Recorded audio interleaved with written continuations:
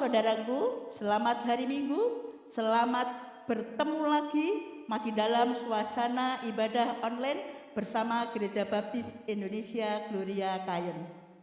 Mari di hari Minggu ini kita mempersiapkan diri secara pribadi maupun secara khusus, meskipun di tempat kita masing-masing, kita memberi yang terbaik untuk Tuhan. Saat ini kita akan masuk dalam panggilan berbakti yang diambil dari Wahyu 2 ayat 17. Demikianlah firman Tuhan. Siapa bertelinga, hendaklah ia mendengarkan apa yang dikatakan Roh kepada jemaat-jemaat. Barang siapa menang kepadanya, akan kuberikan dari mana yang tersembunyi, dan aku akan mengaruniakan kepadanya batu putih yang di atasnya tertulis nama baru yang tidak diketahui oleh siapapun selain oleh yang menerimanya. Amin. Mari kita akan buka ibadah pagi ini dengan berdoa. Tuhan Allah Bapa kami yang kami sembah di dalam nama Tuhan Yesus Kristus Juru Selamat kami. Pada pagi hari ini kami datang kepadamu menaikkan pujian dan syukur kami. Kami karena pemeliharaanmu sepanjang minggu yang sudah kami lewati, dan Engkau sudah menolong dalam setiap kehidupan kami. Berkat-Mu secara jasmani dan rohani melimpah dalam kehidupan kami. Bapa, kami jemaat Gloria Kayen siap untuk berbakti, memuliakan Engkau dan mendengarkan firman-Mu. Kami mohon pimpinan dan berkat-Mu pada kebaktian pada pagi hari ini. Tiap-tiap jemaat-Mu yang berada di rumah masing-masing, biarlah kami semuanya berbakti dengan kesungguhan hati dan penghormatan hanya kepadamu saja. Inilah doa dan permohonan kami. Di dalam nama Tuhan Yesus Kristus kami berdoa dan mengucap syukur. Amin. Amin. Kita akan memuji Tuhan, memuliakan akan kebesaran-Nya dan kasih-Nya kepada kita dengan pujian cerahnya hari ini.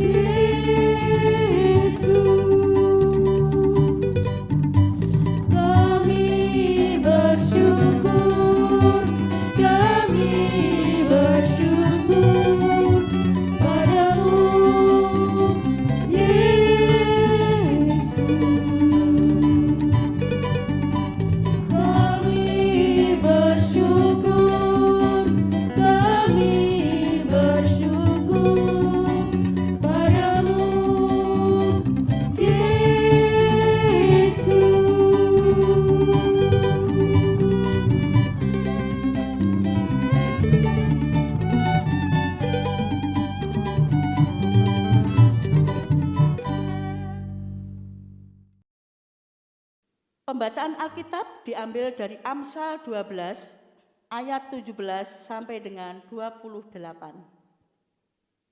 Ayat 17.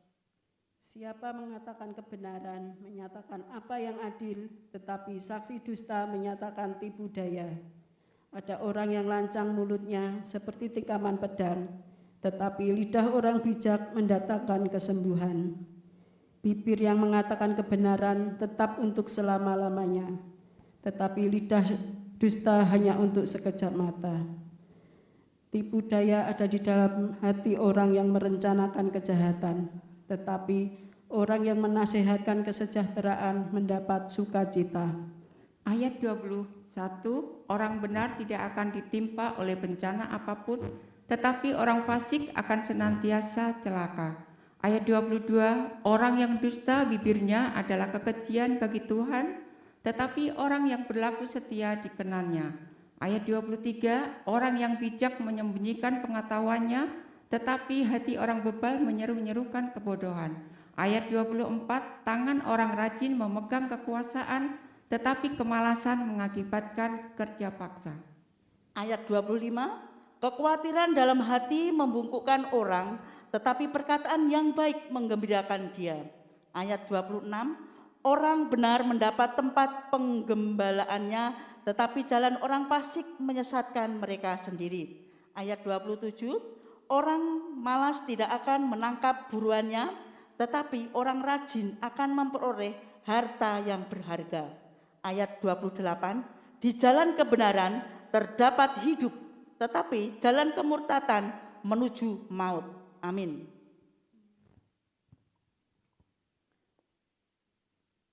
Sebelum mendengarkan firman Tuhan yang akan disampaikan oleh Gembala Jemaat, Bapak Pendeta Catur Ari Krisnanto, kita akan mendengarkan persembahan pujian istimewa.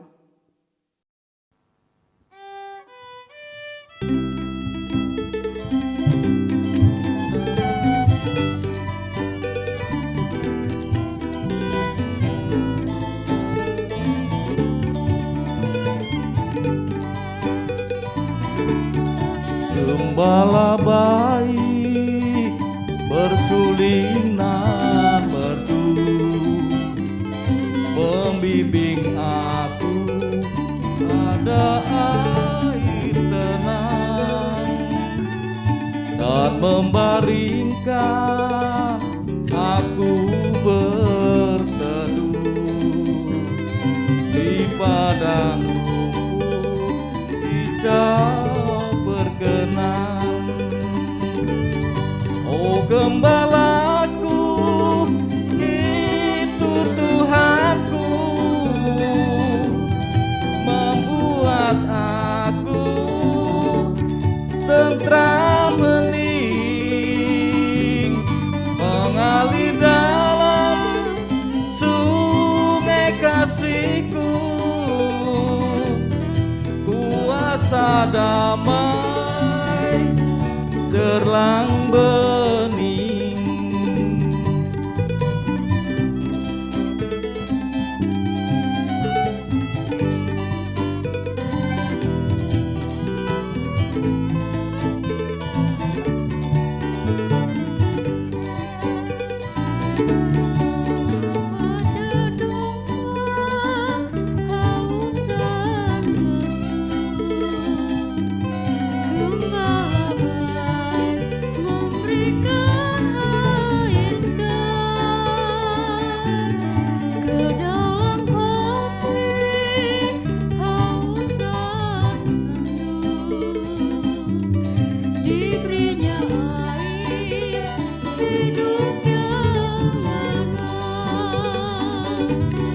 Oh gembalaku, itu Tuhanku,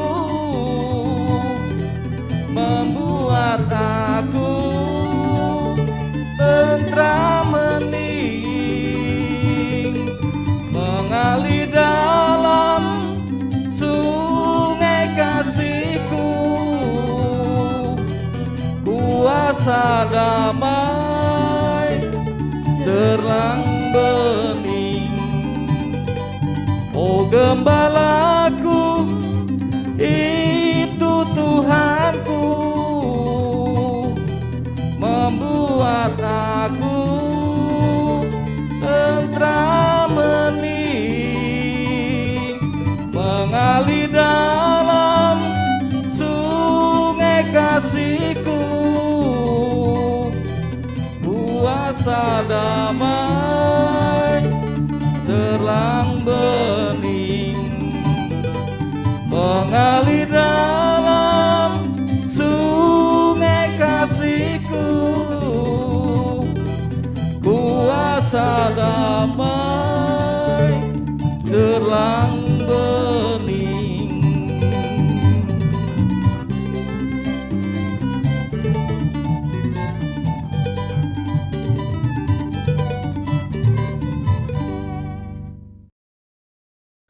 Jemaat yang dikasihi Tuhan Yesus Kristus, selamat pagi. Mari kita menggunakan kesempatan yang baik ini untuk belajar firman Tuhan. Mari kita berdoa, memohon pertolongan Tuhan agar penjelasan firman Tuhan yang saya sampaikan Bapak Ibu Saudara dapat memahami, dan oleh pertolongan Tuhan kita bersama dapat menjadi pelaku firman Tuhan. Mari kita berdoa. Bapa di surga, kami datang kepadamu pada pagi hari ini, menaikkan pujian dan syukur kami atas anugerah keselamatan di dalam Tuhan Yesus Kristus. Kami bersyukur atas hidup yang Engkau berikan kepada kami, sehingga kami mau menggunakannya untuk memuliakan Tuhan, berguna bagi sesama. Pada pagi hari ini kami siap untuk belajar firman Tuhan. Hamba-Mu memohon pertolongan-Mu sehingga dapat menjelaskan nas firman Tuhan ini kepada jemaat, dan jemaat dengan kesungguhan hati dapat memahami firman Tuhan dan pada akhirnya kami semuanya menjadi pelaku firman Tuhan. Di dalam nama Tuhan Yesus kami berdoa. Amin. Jemaat yang saya kasih dalam Tuhan Yesus Kristus, tema kita sepanjang bulan Maret ini adalah diperlengkapi untuk melayani Tuhan di dalam jemaat.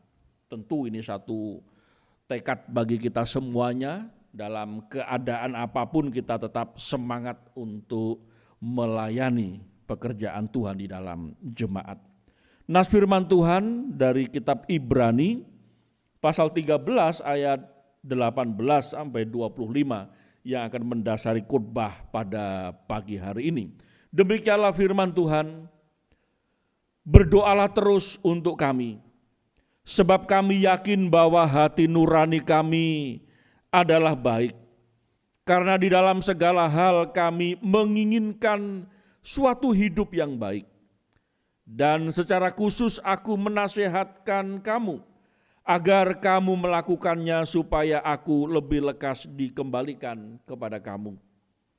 Maka Allah damai sejahtera yang oleh darah perjanjian yang kekal telah membawa kembali dari antara orang mati Gembala agung segala domba, yaitu Yesus Kristus Tuhan kita. Kiranya memperlengkapi kamu dengan segala yang baik untuk melakukan kehendak-Nya dan mengerjakan di dalam kita apa yang berkenan kepadanya oleh Yesus Kristus. Bagi Dialah kemuliaan sampai selama-lamanya. Amin. Dan aku menasihatkan kamu saudara-saudara, supaya kata-kata nasihat ini kamu sambut dengan rela hati. Sekalipun pendek saja suratku ini kepada kamu, ketahuilah bahwa Timotius saudara kita telah berangkat. Segera sesudah ia datang, aku akan mengunjungi kamu bersama-sama dengan dia. Sampaikanlah salam kepada semua pemimpin kamu dan semua orang kudus. Terimalah salam dari saudara-saudara di Italia. Kasih karunia menyertai kamu sekalian. Jemaat Gloria Kayen yang saya kasih dalam Tuhan Yesus Kristus, judul khotbah pada pagi hari ini, pelayan yang dipulihkan. Di dalam melayani pekerjaan Tuhan, di dalam jemaat lokal, baik gembala maupun anggota gereja tidak luput dari keadaan di mana pelayanan itu membuatnya menjadi dilupakan. Terkadang gembala sudah melayani bertahun-tahun di sebuah jemaat lokal itu. Tetapi pada akhir pelayanannya dan dia meninggalkan jemaat itu, jemaat melupakan dia. Dan gembala itu menganggap apa yang sudah dikerjakannya tidak ada yang diingat oleh jemaatnya. Sehingga ada kepahitan. Demikian pula dengan anggota gereja. Terkadang ada anggota gereja yang melayani pekerjaan Tuhan pada awalnya sangat antusias, berani berkorban, berani memberi yang terbaik.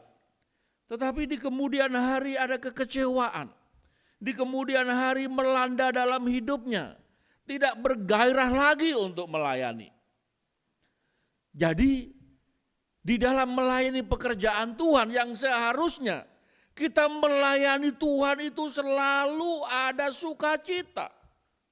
Ada kebahagiaan di dalam melayani.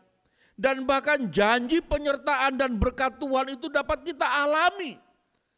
Tetapi faktanya keadaan di mana para pelayan Tuhan, baik itu gembala jemaat maupun anggota gereja, mengalami luka di dalam pelayanan. Merasa diabaikan, merasa disingkirkan, merasa tidak dipakai lagi, merasa tidak diperhatikan lagi, dan akhirnya yang terjadi adalah kepahitan hidup. Ini yang terjadi. Dan kalau itu sedang terjadi dalam kehidupan saya dan saudara, ini sangat berbahaya sekali. Karena apa? Karena pelayanan yang sedang kita perjuangkan, yang bagaikan kita ini sedang berlomba dalam perlombaan iman, tetapi di tengah jalan kita merasa tidak berdaya. Itulah sebabnya pada pagi hari ini kita belajar dari nasihat Rasul Paulus kepada jemaat di Ibrani. Kepada satu jemaat yang dikasihinya. Yang Rasul Paulus menggambarkan sedemikian rupa mengenai peristiwa di Perjanjian Lama, mengenai hal-hal yang hebat tentang Musa, mengenai hal-hal tentang bait Allah, dan membandingkannya dengan Yesus Kristus yang di atas segala-galanya itu. Dan yang olehnya semua para pelayannya melayani dengan kesungguhan hati dan sukacita. Sehingga ditampilkan di Ibrani pasal 11, para pahlawan iman. Yang menarik dari para pahlawan iman ini, Rasul Paulus menyebut di dalam ayat yang ke-13, dalam iman mereka semua ini telah mati, sebagai orang-orang yang tidak memperoleh apa yang dijanjikan itu, tetapi yang hanya dari jauh melihatnya, dan melambai-lambai kepadanya, dan yang mengakui bahwa mereka adalah orang asing dan pendatang di bumi ini. Di dalam kitab Ibrani, Rasul Paulus menjelaskan para pahlawan iman itu. Mereka tidak mendapatkan hal yang berharga di dunia ini, berupa materi, berupa kekayaan, berupa ketenaran. Bahkan Rasul Paulus menyebut mereka hanya melihat dari jauh, karena keburu sudah meninggal.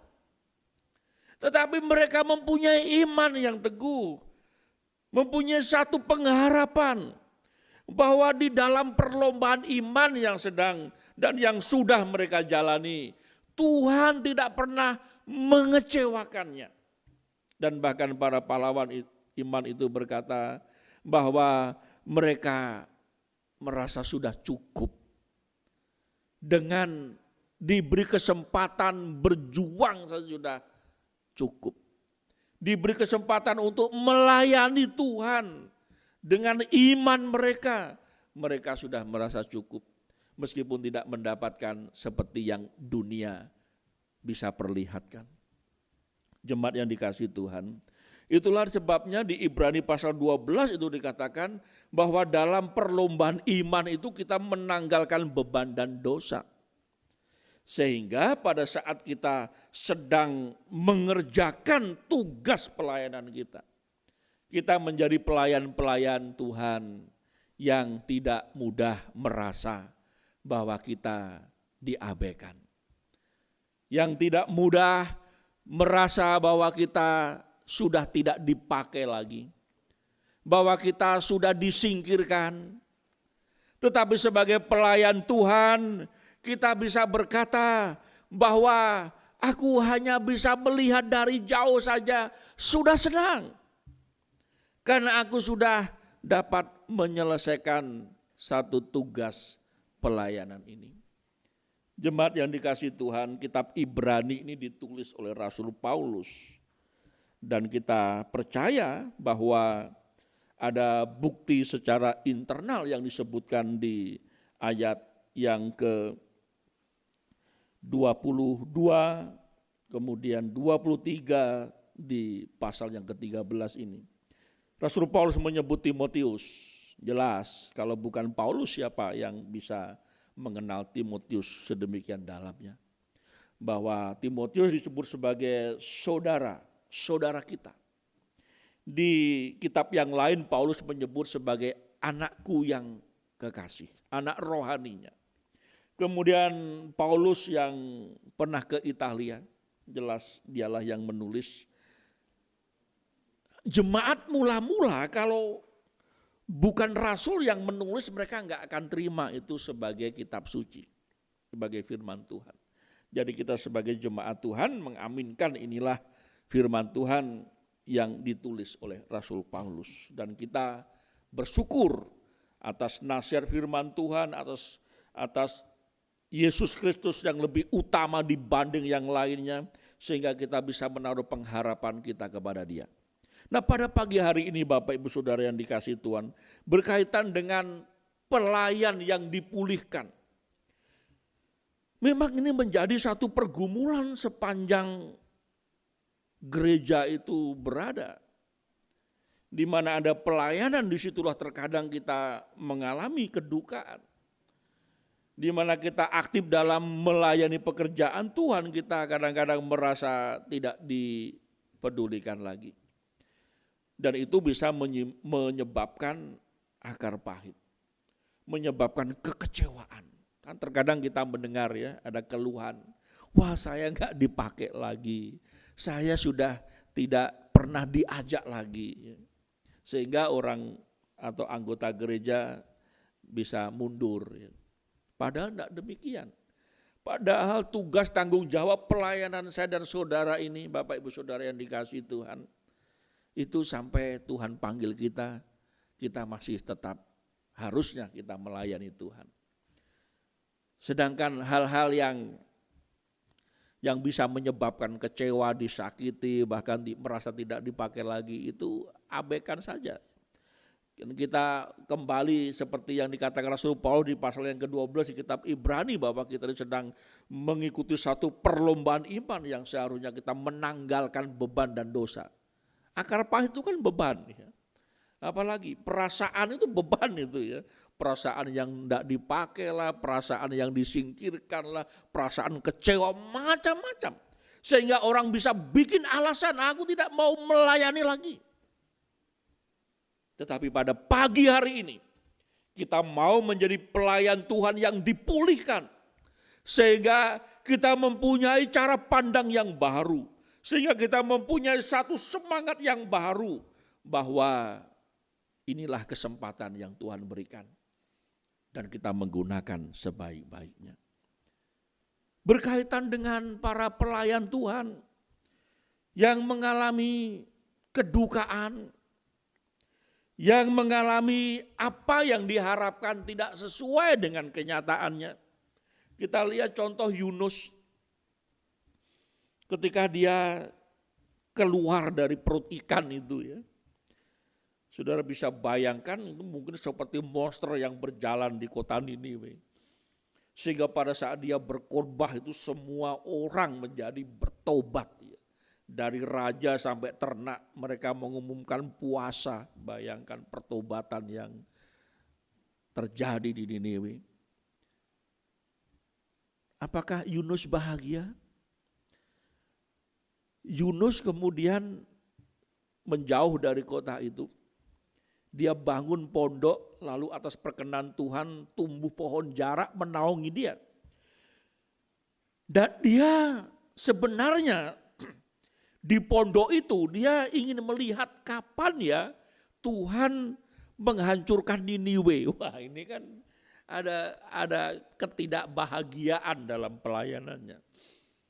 Seharusnya kan kalau melihat satu bangsa yang bertobat, berbalik dari cara hidupnya yang jahat, kemudian mereka menjalani hidup yang memuliakan Tuhan, itu kan bahagia.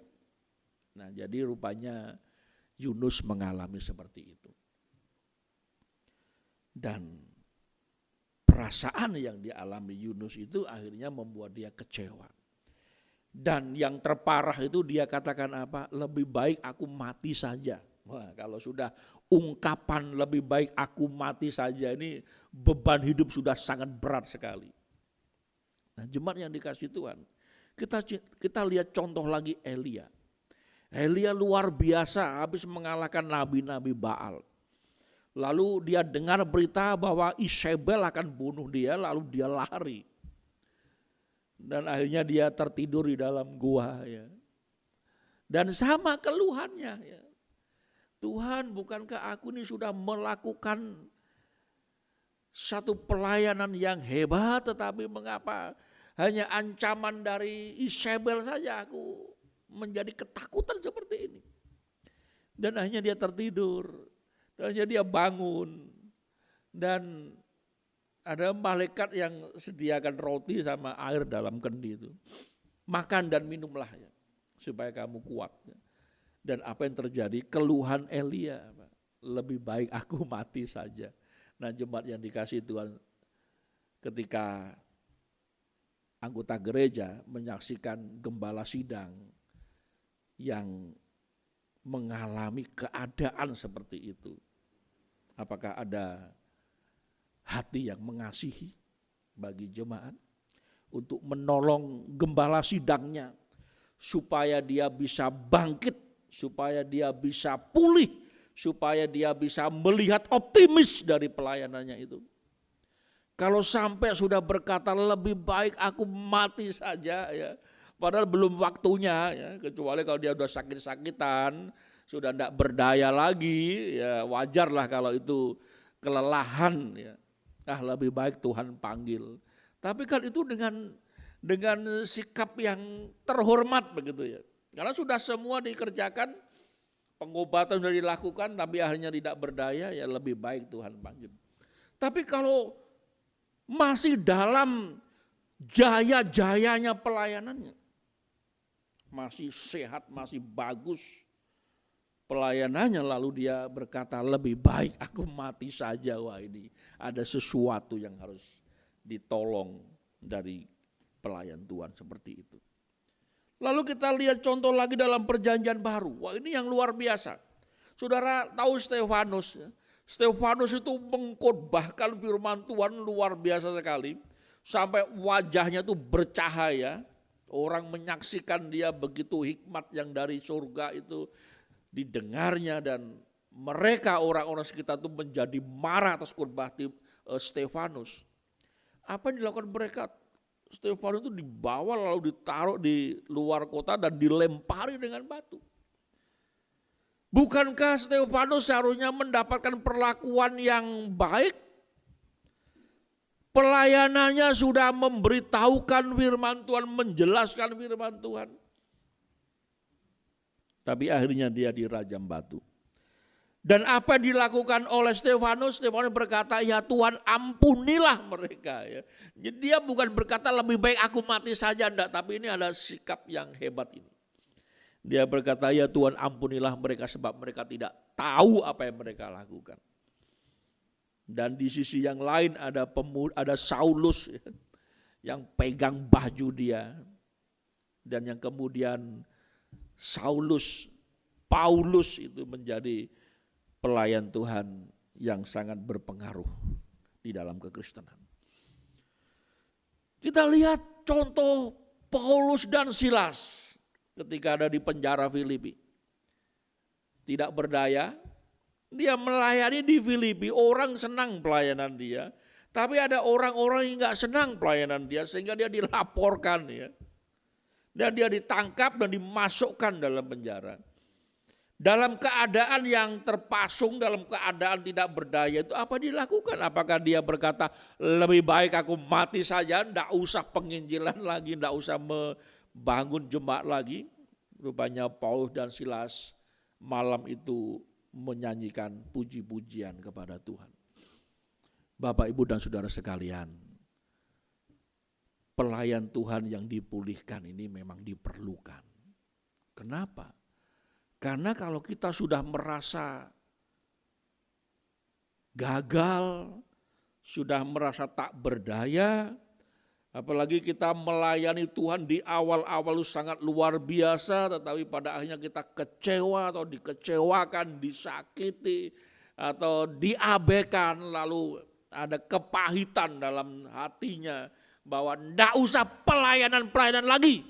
Wah, ini jemaat yang dikasihi Tuhan, berarti kita perlu dipulihkan.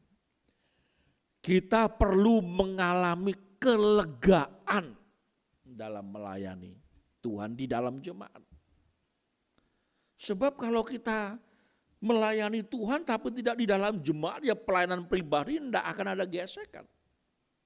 Saudara tidak akan mengalami proses pembentukan. Di dalam jemaat itulah terkadang Tuhan memakai satu dengan yang lain untuk mendewasakan kita.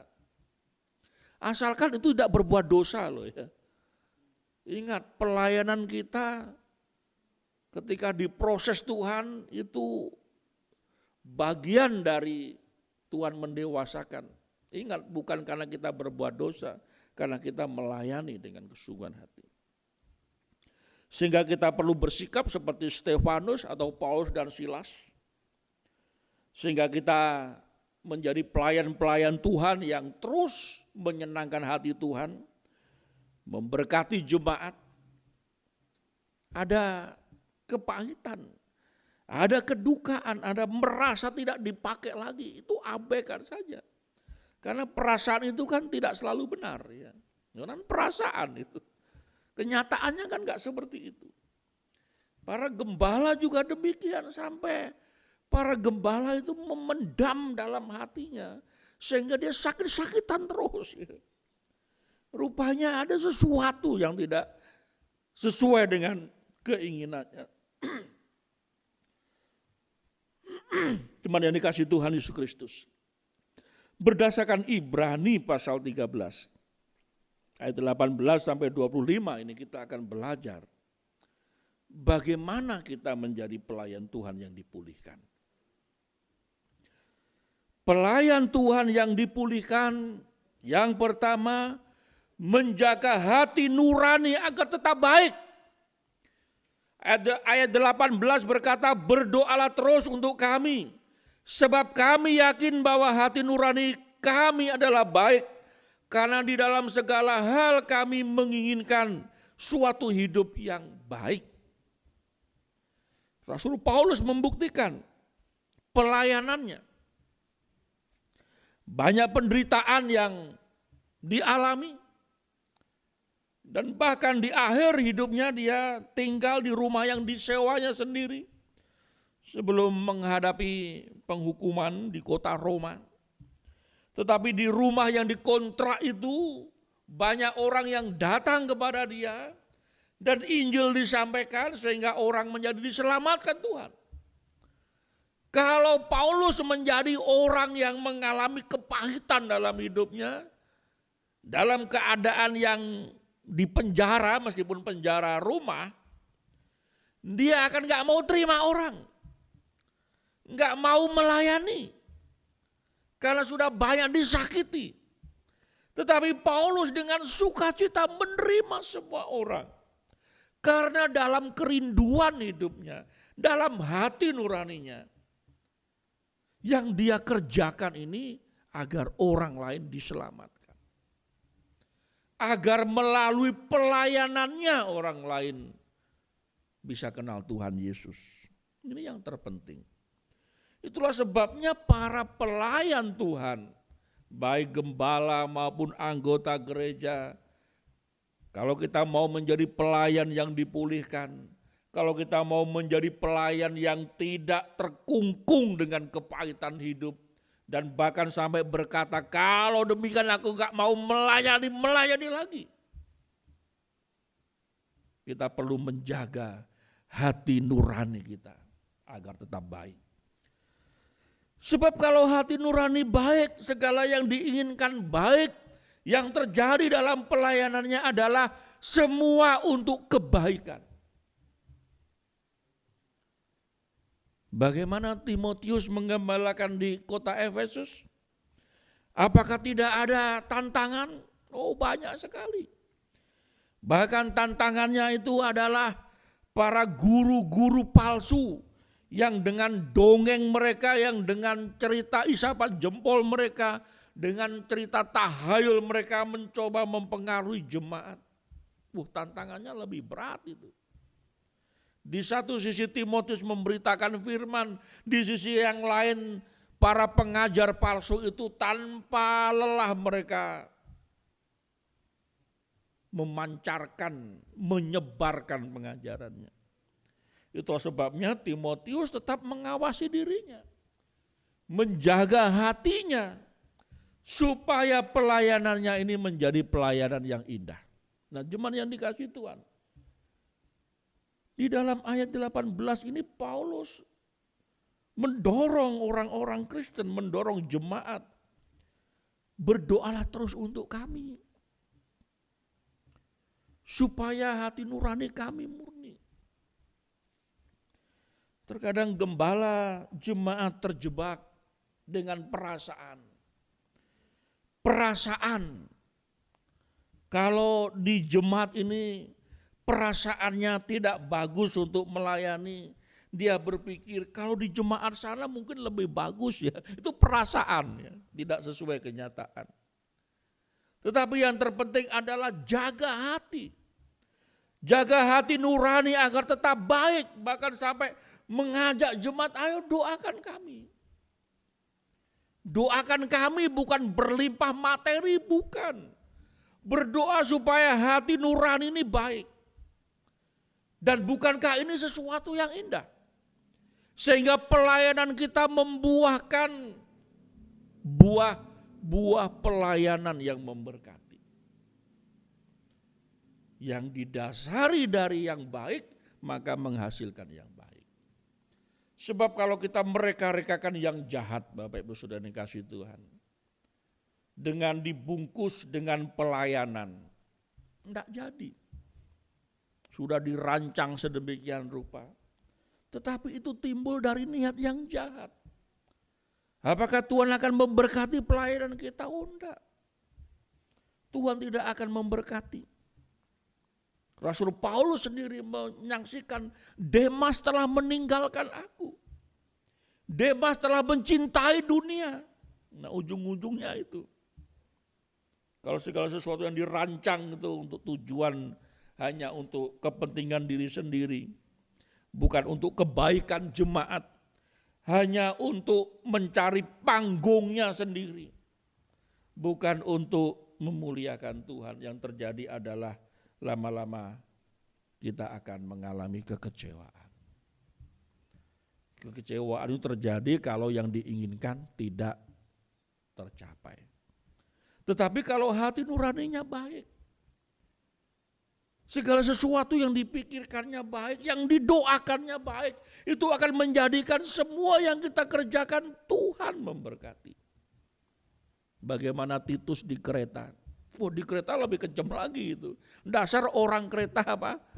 Pembohong katanya. Tetapi Titus tetap melayani dengan hati nurani yang baik.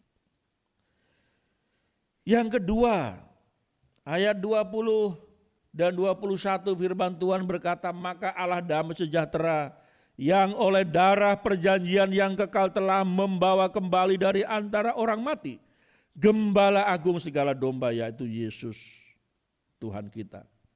Kiranya memperlengkapi kamu dengan segala yang baik untuk melakukan kehendaknya dan mengerjakan di dalam kita apa yang berkenan kepadanya oleh Yesus Kristus, bagi dialah kemuliaan sampai selama-lamanya. Amin. Bagaimana kita menjadi pelayan Tuhan yang dipulihkan?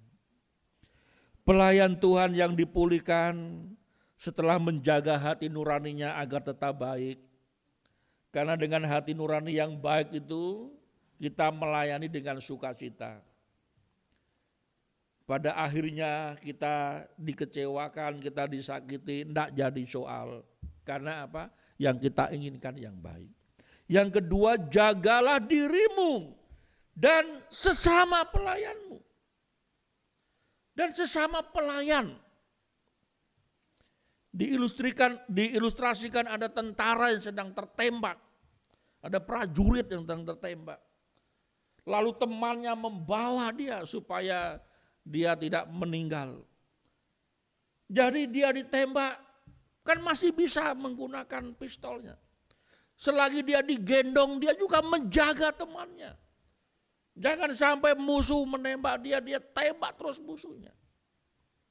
Nah, di dalam pelayanan Bapak Ibu Saudara dikasihi Tuhan, selain kita menjaga diri kita juga menjaga kawanan domba milik Allah.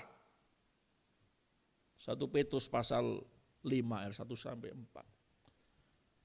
Bukankah kita ini melayani pekerjaan Tuhan? Bukankah kita ini sudah menjadi rekan sekerja Allah? Kalau di dalam jemaat lokal, gembala dengan anggota gereja. Kita saling menjaga. menjaga dirinya dan menjaga sesama pelayan. Yang berbahaya itu kan kalau sesama pelayan kita saling menjatuhkan, itu yang bahaya. Itu bagaikan prajurit yang temannya tertembak, bukannya ditolong lalu ditinggal kabur. Jemaat yang dikasihi Tuhan,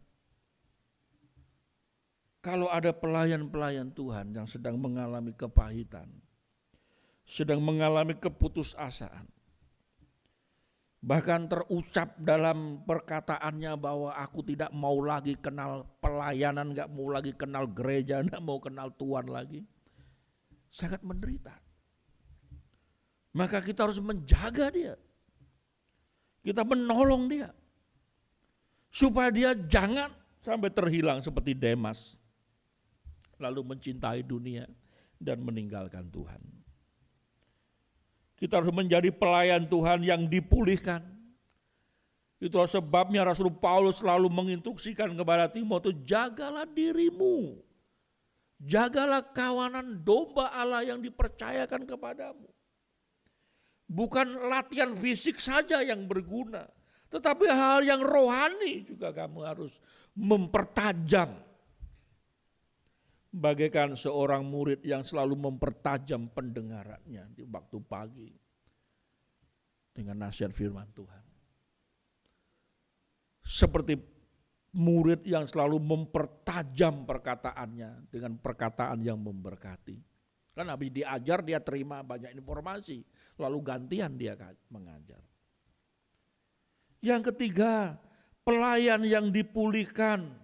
Ayat 23 berkata, ketahuilah bahwa Timotius saudara kita telah berangkat. Segera sesudah ia datang aku akan mengunjungi kamu bersama-sama dengan dia. Kerinduan Rasul Paulus, kerinduan Timotius adalah supaya jemaat itu dapat terus berdiri teguh di atas imannya. Jangan sampai goncang. Di kitab Ibrani sudah dijelaskan panjang lebar oleh Rasul Paulus. Kalau mau lihat perjanjian lama, ayo dia buka perjanjian lama. Kalau mau kembali kepada gaya-gaya ibadah perjanjian lama, dia jelaskan tentang imam besar, tentang bait Allah, tentang kemah suci. Lalu Paulus jelaskan Yesus lebih tinggi dari semuanya itu. Kalau mau lebih melayani lagi, dibukakan lagi di pasal 11 tentang para pahlawan iman. Kalau kita sedang menjalani satu pelayanan, kita dibukakan lagi tentang perlombaan iman yang harus menanggalkan beban dan dosa. Menjadi pelayan Tuhan yang dipulihkan. Yang ketiga, menjaga mentalitas sebagai seorang pelayan. Seorang petani akan kehilangan identitasnya kalau dia tidak menjaga mentalitasnya sebagai seorang petani. Yang gampang menyerah. Ketika menanam padi, padinya dimakan wereng, kena banjir. Lalu dia berkata, aku tidak mau nanam lagi. Maka dia bukan lagi disebut petani. Dia bisa beralih profesi. Seorang olahragawan yang tidak lagi mendisiplin dirinya untuk berlatih, maka dia akan mengalami kemunduran. Sebab kalau olahragawan itu tidak berlatih, satu hari saja tidak berlatih, itu bagaikan dia mundur lagi. Dijaga mentalitas kita. Apalagi kita ini melayani Tuhan. Dijaga mentalitas kita sebagai seorang pelayan. Bukankah seorang pelayan itu harus bisa bertahan sampai pada kesudahannya? Kalau cuma dianggap, diasingkan, tidak dipakai lagi, itu bukan mentalitas seorang pelayan. Masa cuma gitu aja mundur, teratur. Enggak. Seorang prajurit kalau dia kehilangan keberaniannya bukan lagi seorang prajurit dia. Jaga mentalitas kita. Dan bahkan Paulus memberikan peneguhan, tunggu Timotius akan datang. Aku juga akan datang melayani kalian. Supaya apa? Supaya jemaat dijaga. Jangan sampai mentalnya sebagai seorang pelayan itu lama-lama memudar. Sama kita berjemaat juga. Kalau tidak dijaga, maka akan memudar. Tidak ada lagi semangat lagi. Tidak ada antusias lagi. Apalagi kita yang melayani, yang aktif melayani. Baik itu gembala, baik itu anggota gereja. Kalau mentalitas kita sudah mulai digerogoti, tidak mau lagi, akhirnya kita menyerah. Bukankah kita harus menjadi pelayan Tuhan yang selalu dipulihkan? Jemaat Doria Kayen yang dikasihi Tuhan. Semua pengalaman, ini dalam jemaat ya, dalam pelayanan kita. Itu kan banyak sekali pengalaman. Ada yang disakiti, dikecewakan, diabaikan, ditinggalkan. Itu seharusnya bagi seorang pelayan Tuhan menilai itu semuanya sudah selesai. Seperti Tuhan Yesus di atas kayu salib yang berkata sudah selesai. Seharusnya kalau itu mulai menyerang kita, ya, perasaan-perasaan yang negatif yang bisa menggerogoti semangat pelayanan kita, seharusnya kita berkata seperti Yesus sudah selesai. Itu sudah tidak pengaruh lagi dengan hidupku. Karena aku tertuju kepada Yesus. Dengan mata yang tertuju kepada Yesus. Dengan menanggalkan beban dan dosa, aku mau melayani dia. Sehingga yang terjadi adalah komitmen baru, yang selalu baru di dalam kehidupan pelayan Tuhan. Dan dengan komitmen yang selalu baru itu kita antusias sebagai pelayan Tuhan. Jemaat Doria Kayen, apakah kita bertekad menjadi pelayan Tuhan yang senantiasa dipulihkan? Seharusnya kita mau dipulihkan terus menerus. Supaya pelayanan kita seperti yang digambarkan Rasul Paulus. Aku mengakhiri pertandingan sampai garis akhir dan tetap memelihara iman. Sekarang telah tersedia bagiku mahkota kehidupan yang dijanjikan Tuhan.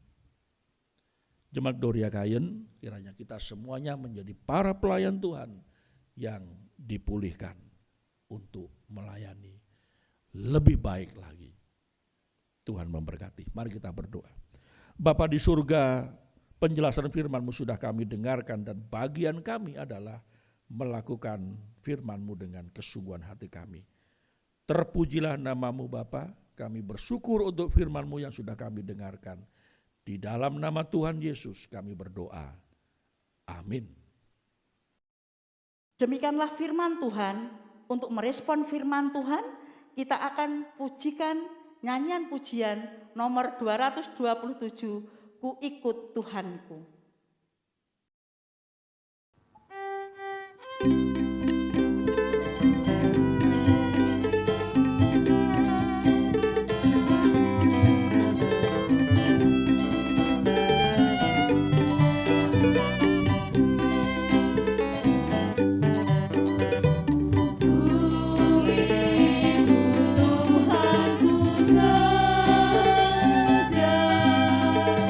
Sungguh damai hatiku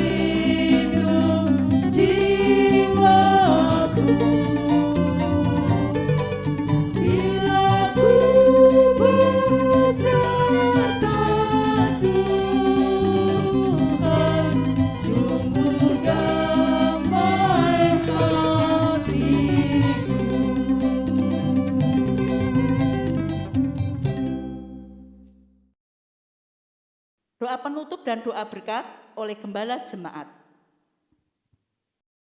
Jemaat yang dikasihi Tuhan, rangkaian kebaktian kita sudah selesai. Semua diberkati Tuhan, puji Tuhan. Mari kita mengakhiri kebaktian kita dalam doa.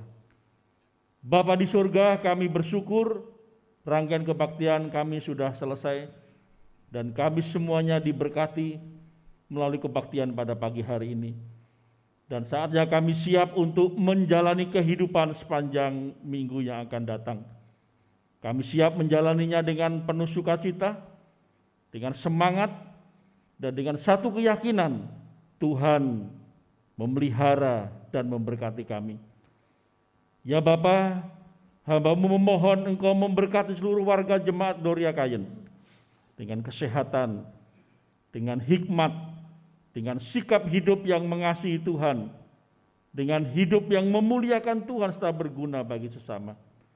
Inilah kami ya Tuhan, jemaat Doria Kayen yang siap sedia untuk menjadi saksi Kristus yang cemerlang. Saatnya kami berpisah satu dengan yang lainnya, kami memohon kiranya berkat yang bersumber dari Allah Bapa di surga menyertai kami semua. Kasih setia Tuhan Yesus Kristus menuntun langkah hidup kami, sehingga kami menjadi serupa dengan Kristus. Dan kiranya persekutuan di dalam Roh Kudus menghibur, meneguhkan kami semua untuk hidup dipimpin oleh Roh Kudus. Terpujilah nama-Mu Bapa, inilah doa dan ucapan syukur kami atas kebaktian yang sudah kami laksanakan. Di dalam nama Tuhan Yesus kami berdoa. Amin.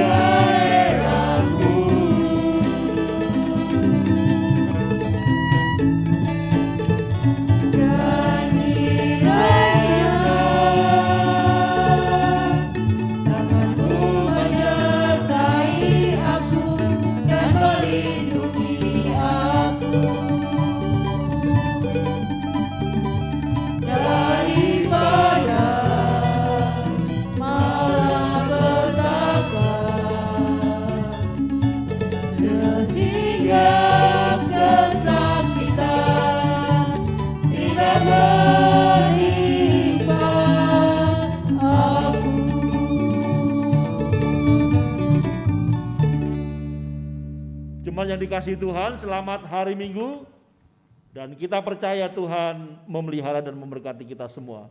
Salam Maranatha.